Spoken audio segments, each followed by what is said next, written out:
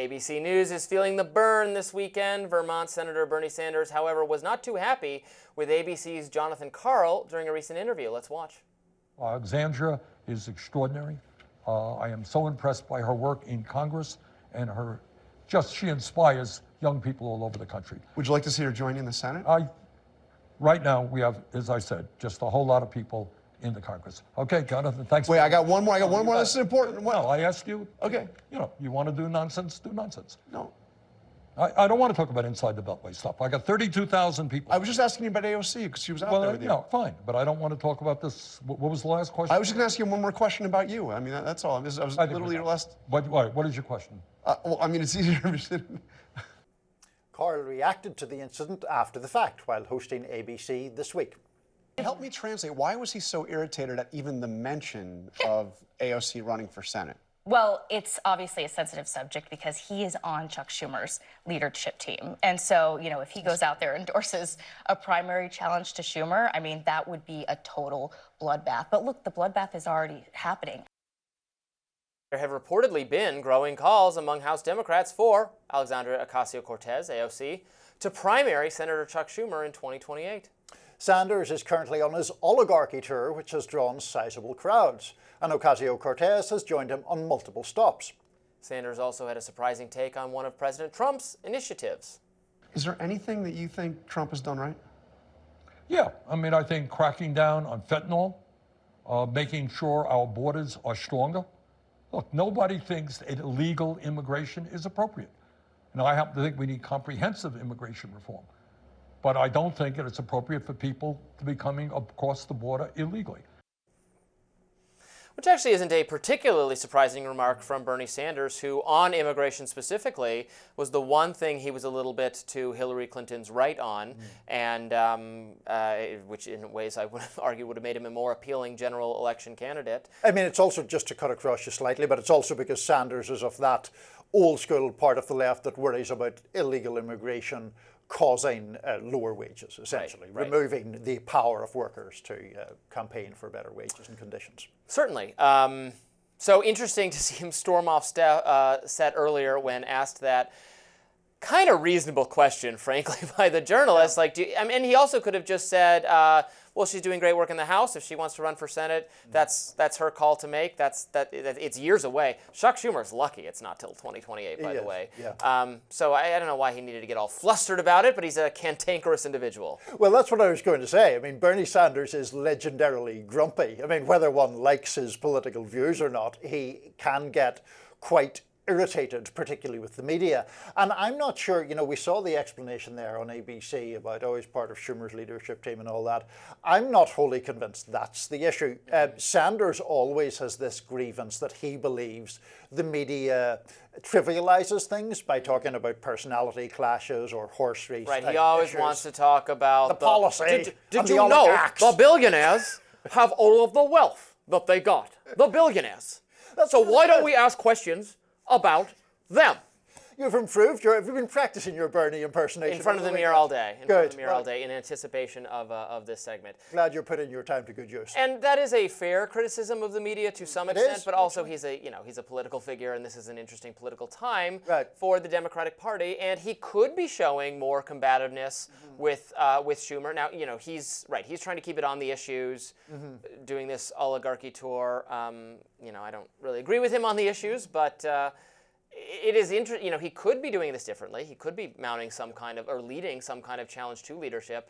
It's interesting that the left people, the squad, ended up being the most defensive, honestly, of Biden as he was being forced out. I'm not quite sure why. I'm not quite sure what that is, other than them just being kind of proceduralists or something. Well, I guess in some ways it was in defense of maybe broader democratic principles, or maybe just thinking that Kamala Harris was going to be not as left on Biden on economic issues, or maybe worse than him. I actually thought she was going to be worse on Gaza, and that was secretly why the left people didn't like her. Yeah, I mean, I think there was some suggestion that if the left stayed on board with Biden and he got through, that he would be not exactly beholden, but better disposed toward their priorities. But he wouldn't have even known. I mean, the thing that's not a good thing. But the thing about the thing. That's a whole other topic, Robby.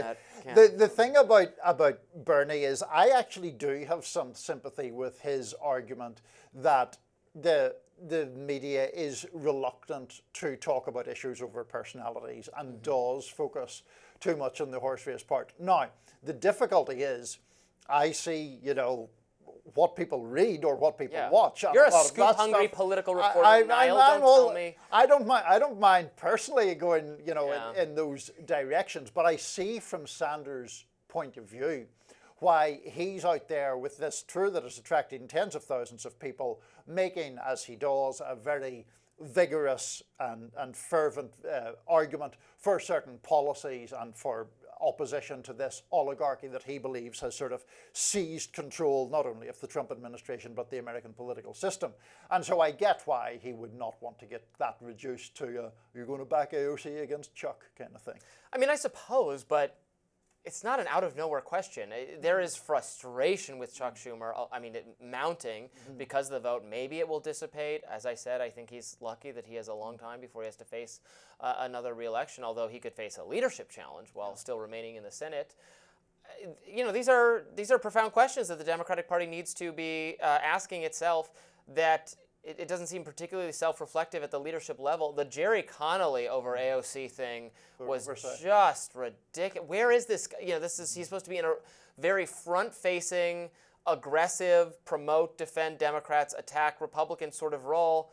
We never end up discussing him on this show because he's not interesting from a media perspective, which is his job. Right. That's not our failing. Right. That's his failing to not be good at his job enough to command the attention of the media and the base. Right. And that is, I think, an important point, getting back to something we talked about earlier on today's show, is the difference or the critique from people within the Democratic Party really about substance or ideology, or is it about style and communication ability, which someone like AOC plainly has and someone like Jerry Connolly? You need both. You clearly need both. I mean, we're talking a lot about the personality and the style because I think that was very important to Trump's victory and is a large part of why the right is so empowered in the media ecosystem right now, is smart bets and decisions that MAGA world made with respect to speaking to people, to bringing in, as I was saying earlier, bringing young people over to the Republican Party for the first time in my lifetime, making massive inroads with young. Trump won black 18-year-old men. He won them. He won that category.